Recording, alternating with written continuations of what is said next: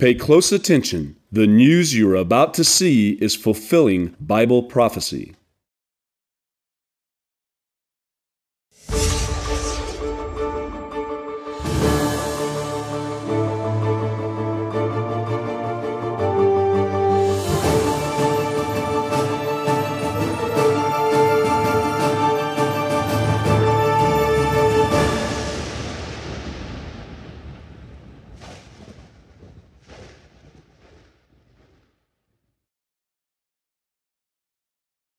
Welcome to another edition of YPN News, bringing you news as it relates to Bible prophecy and foretold by Israel Hawkins. Well, Jeff, even though temperatures are heating up around the globe, there's a feeling of coldness in the atmosphere between two superpowers. We also are going to talk a little bit today about some of the closing of the embassies, United States embassies around the world.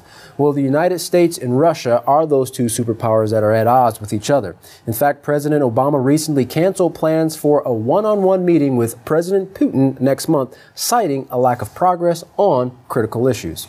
One main issue was Russia deciding to give temporary asylum to NSA leaker Edward Snowden. Now, this also puts a stumbling block in the path of President Obama's goal of rebooting U.S.-Russia relations. President Obama's canceling of the summit with Russia came about after consulting the State Department and the Department of Defense. He asked if anything could be achieved with President Putin concerning arms control, missile defense, Syria, or human rights, and across the board, the answer came back to him: no. As one top presidential advisor stated, nothing added up, and we weren't going out to have a summit just for the sake of appearances. President Obama, who recently appeared on The Tonight Show with Jay Leno, said concerning Russia, "There have been times where they slip back into Cold War thinking and a Cold War mentality. And what I consistently say to President Putin is, that's the past, and we've got to think about the future." He concluded, "And there's no reason why we shouldn't be able to cooperate more effectively than we do. Since Putin has returned to power, the cooperation on nuclear arms reduction has ceased, and hostilities on a U.S. missile defense system in Europe have been reignited." Now, this has reversed the progress made by the then Secretary of State Hillary Clinton, when in 2009 she literally hit a reset button with Russia. At that particular time, Putin was out of office. White House officials said the reset died the day Putin regained power and was back in office. Now, recent disagreements grew with Russian President Putin granting temporary asylum to Edward Snowden, even after President Obama lobbied him to send him back to the U.S. to face felony charges. President Obama stated in regards to Snowden on The Tonight Show that we don't have an extradition treaty with Russia. We try to work with them if there's a lawbreaker in their country, but they didn't do that with us. And in some ways, that's reflective of some of the underlying challenges that we've had with Russia lately. The State Department did inform Russia before President Obama announced that the summit had been canceled. Mr. Obama will attend a global economic summit next month in St. Petersburg, Russia. Now, so far, there are no plans for an Obama-Putin meeting at that time either. That's right. Now, as a further indication of international instability and turmoil, more than several U.S. embassies and consulates were forced to close this week for security reasons. Now, YPN's Larry McGee has our report. Larry, how many embassies, should I say, has the United States actually compelled to close? 19 is the count so far, guys. And at this point, America is on serious alert as officials still fear that an attack on some Western target could happen. And both the Yemeni and American governments have heightened pressure on Al-Qaeda in the Arabian Peninsula. In the Yemeni capital of Sana'a, the army is stopping vehicles and frisking passengers, searching for suicide bombers as a part of increased security measures, which they say has prevented attacks inside the country intended to hurt oil and gas operations. Officials say Al-Qaeda terrorists had planned to strike strategic coastal energy terminals with the thought of taking hostages and murdering foreign workers. In January, dozens of personnel were slain when extremists struck a gas plant in Algeria, and analysts are theorizing that might have influenced the recent plot. Yemeni officials are reporting to have foiled those efforts, but there have been no arrests, and American intelligence sources are cautioning that the largest threat is still not over. The story is that information taken from intercepted communications hinted that the strikes may reach well beyond Yemen. So this week, the U.S. went again after AQAP fighters. For the 5th time in 2 weeks, U.S. drones fired on militants. 7 suspects were killed by missile fire, but no leaders are reported to have been hit. Authorities say the current scare has no expiration date, and in addition, Yemeni officials have provided a green light for the U.S. to step up its drone operations to address the al-Qaeda threat to hurt the oil and the Western way of life. For YPN News, I'm Larry McGee. Katan Jeff, back to you. We appreciate your report, Larry.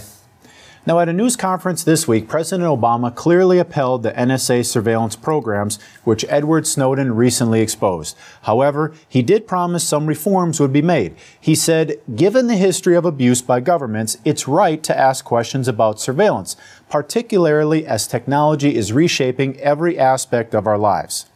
The president continued, it's not enough for me as president to have confidence in these programs. The American people need to have confidence in them as well. He proposed several changes to meet that goal. First, he pledged more openness about surveillance operations, like those of collecting phone records and watching internet traffic.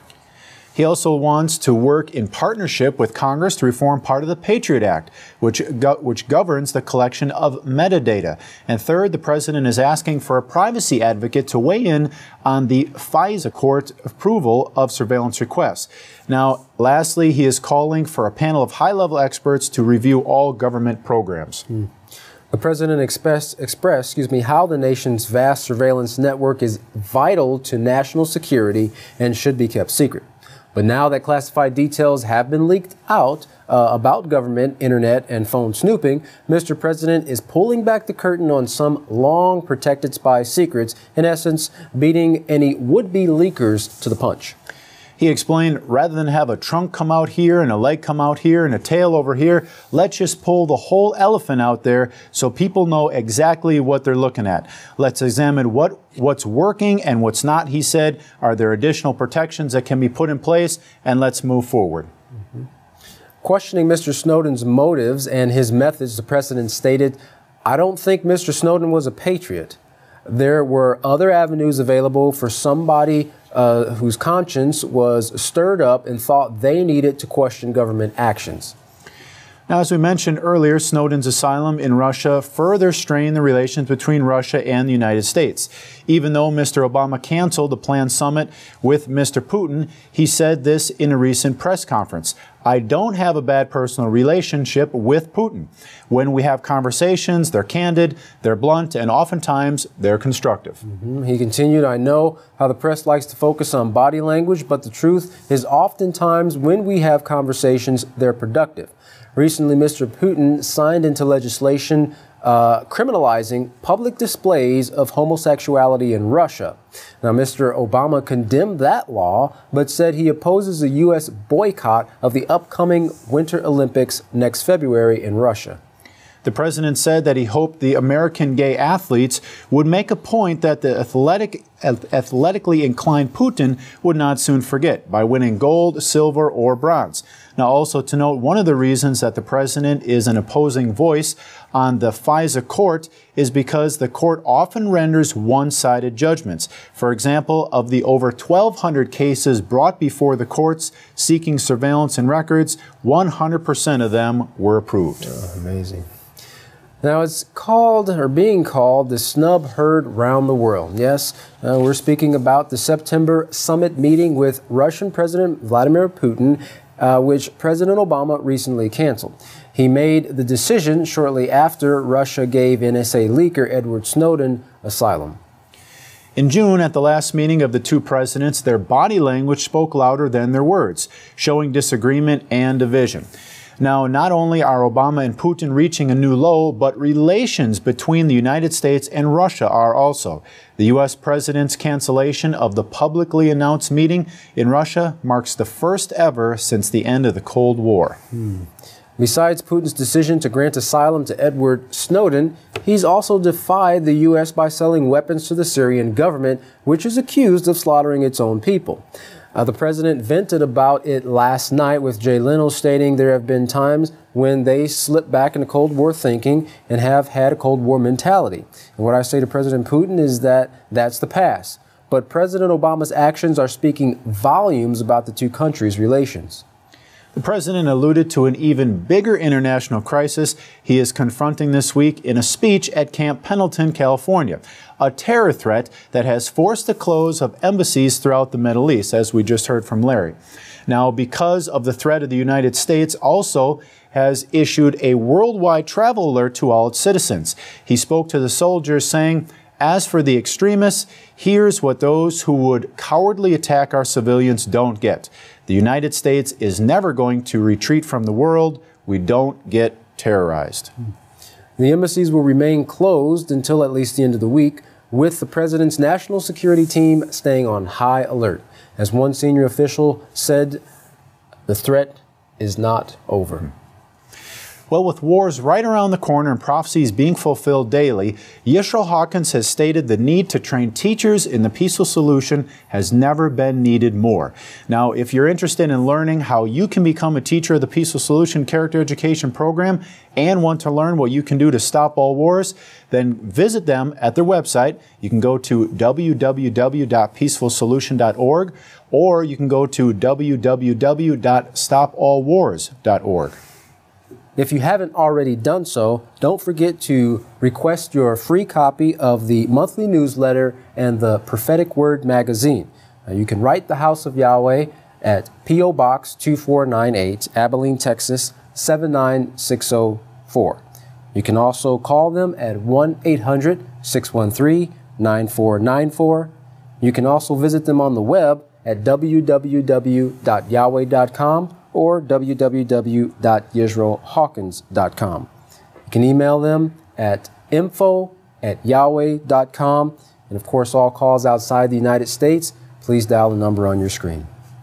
Don't go anywhere. Up next is Yisrael Hawkins. From all of us here at YPN News, I'm Jeffrey Heimerman. And I'm Katan Alexander. Thanks for watching.